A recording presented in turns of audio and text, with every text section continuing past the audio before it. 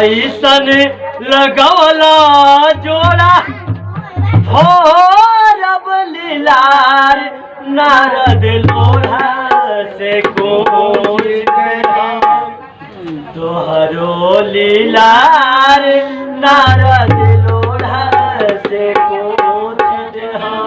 शंकर जी के बरात चलल बा ओमा नारद जी अगुआ बानी।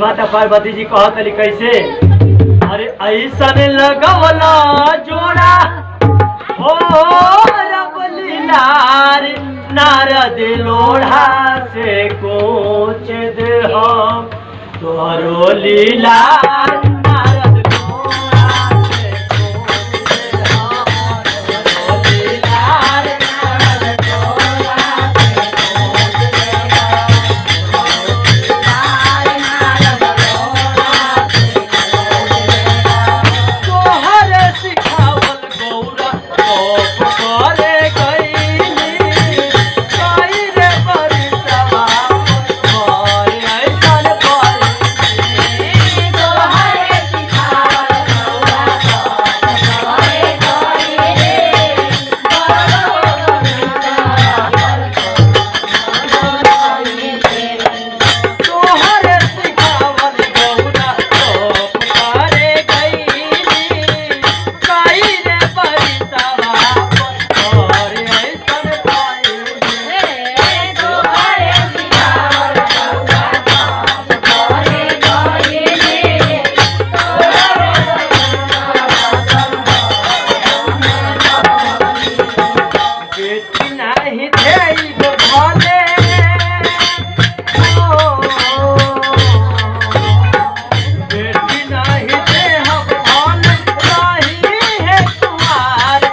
नारद लोढ़ा से कोच दे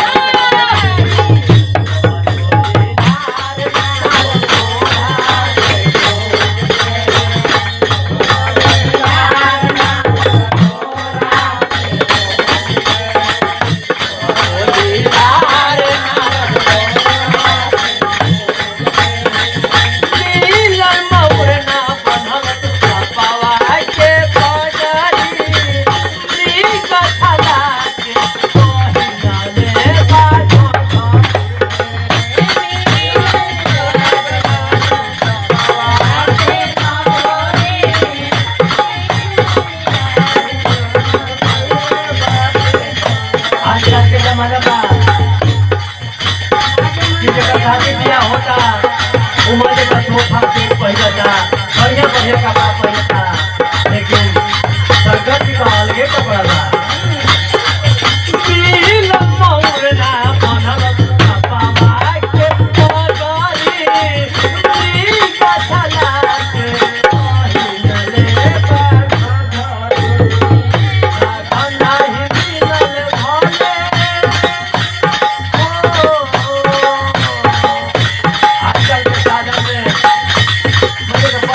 गाड़ी